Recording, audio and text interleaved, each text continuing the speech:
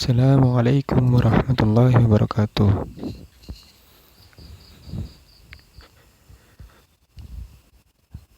Innal hamdalillah nahmaduhu wa nasta'inuhu wa nastaghfiruh wa na'udzu billahi min syururi anfusina wa min sayyiati a'malina. May yahdihillahu fala mudilla lahu wa may yudlil fala hadiya lahu. Asyhadu an la ilaha illallah wa asyhadu anna Muhammadan 'abduhu wa rasuluh.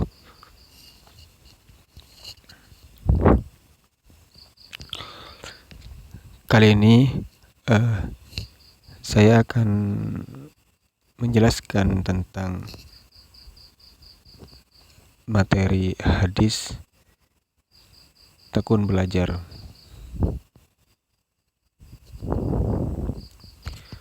Berikut hadis dan terjemahannya.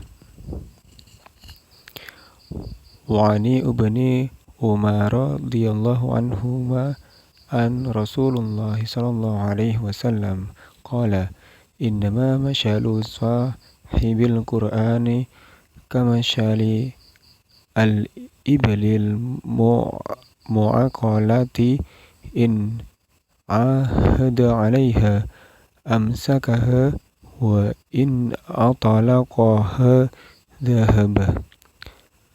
Muttafaq alaih. Yang artinya dari Ibnu Umar radhiyallahu anhu bahwasanya Rasulullah sallallahu alaihi wasallam bersabda, sesungguhnya perumpamaan pemilik atau menguasai Al-Quran itu adalah seperti menguasai seekor unta yang terikat. Bila ia memerhatikannya, maka ia akan tetap bertahan, dan bila ia membiarkannya, maka lepaslah ia. Hadis riwayat muttafaqun alaih. Berikut kosakata atau mufradat. Al-Qur'ani hibiswa, yang artinya teman Al-Qur'an atau pemiliknya. Nah, di sini dimaksudkan pembaca atau penghafal Al-Qur'an. Ahada 'alaiha, yang artinya yaitu berhati-hati, bisa juga memerhatikan dan atau merawat. Al-ibalil mu'aqalah, yaitu unta yang diikat dengan tali.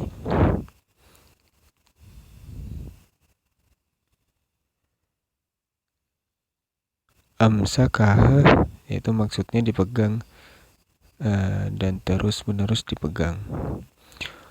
Atlaqaha, melepaskannya atau tidak mengikat.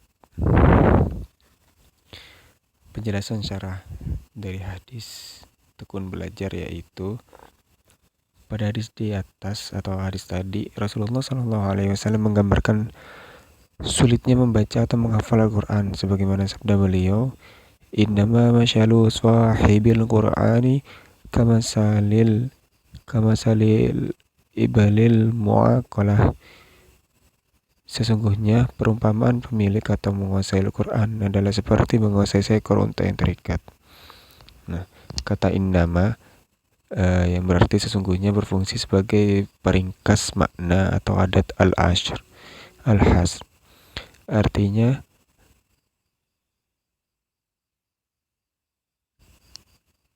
sesungguhnya perumpamaan orang yang membaca atau menghafal Al-Quran hanya seperti menguasai unta.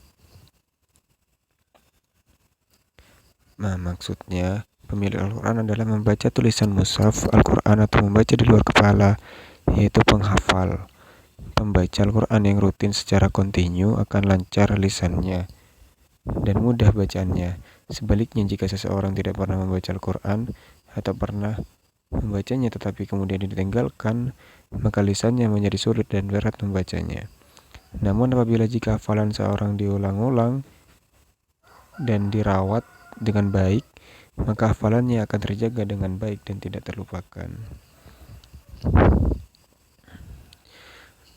Nah, perumpamaan penghafal Quran diumpamakan menguasai unta sebagaimana sabda beliau, kamasyalil ibalil mu'aqalah, adalah seperti menguasai seekor unta yang terikat.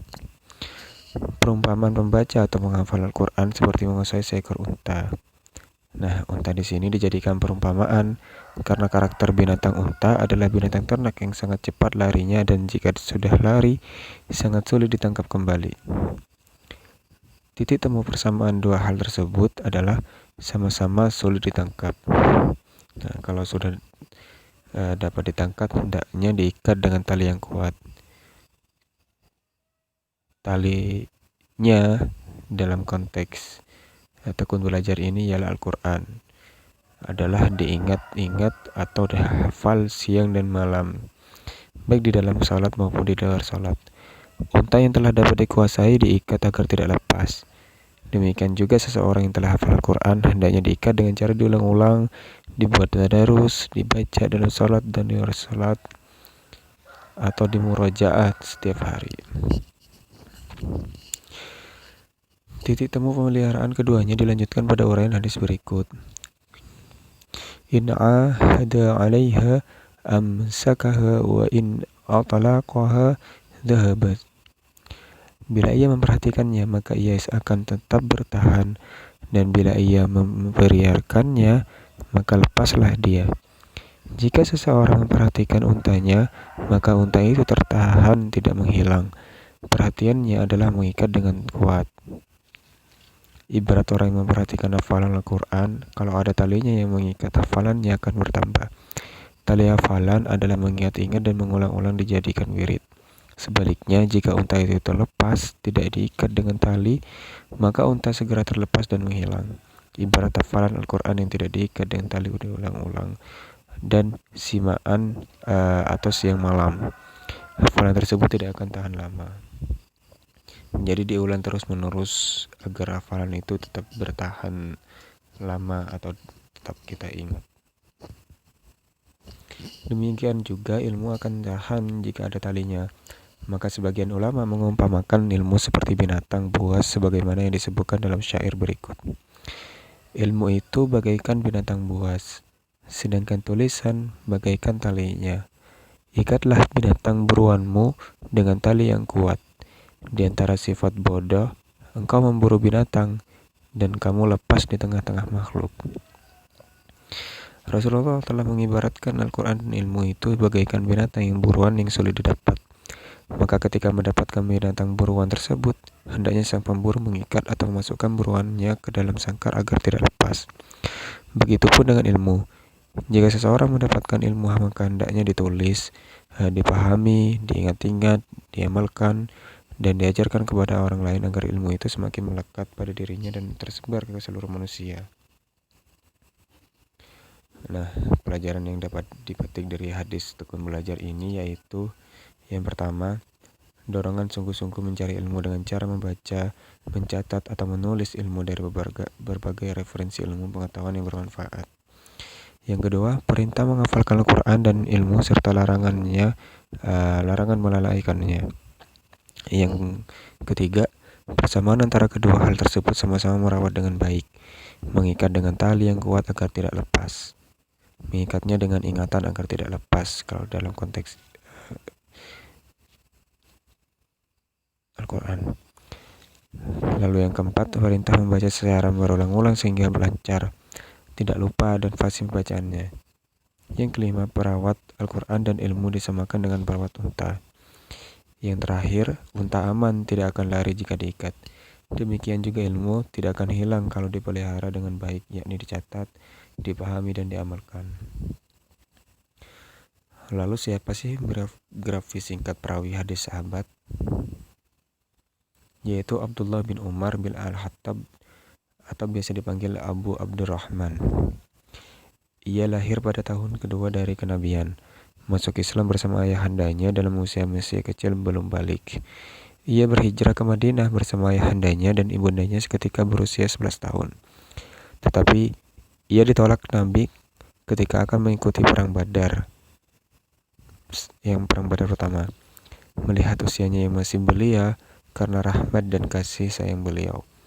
Ia belum bisa diterima sebagai mujahid fisabilillah sampai berusia 15 tahun. Ketika sampai usia ini, ia menghadiri perang Khandaq dan berbagai peperangan setelahnya. Artinya, ia tidak pernah absen dalam segala perang dalam Islam setelah itu. Kontribusinya terhadap hadis sangat besar. Ia tergolong seorang sahabat yang banyak meriwayatkan hadis seperti Abu Hurairah, Ibnu Umar, Anas, Ibnu Abbas, Jabir, dan Aisyah. Abdullah bin Umar meriwayatkan 1630 hadis dan meninggal pada tahun 73 Hijriah. Terima kasih. Jika ada pertanyaan silakan komen di YouTube channel saya atau bisa didiskusikan di web e-learning. Jika ada salah kata atau kurangnya dalam penyampaian saya di sini, saya ucapkan mohon maaf. Fastabiqul khairat. Wassalamualaikum warahmatullahi wabarakatuh.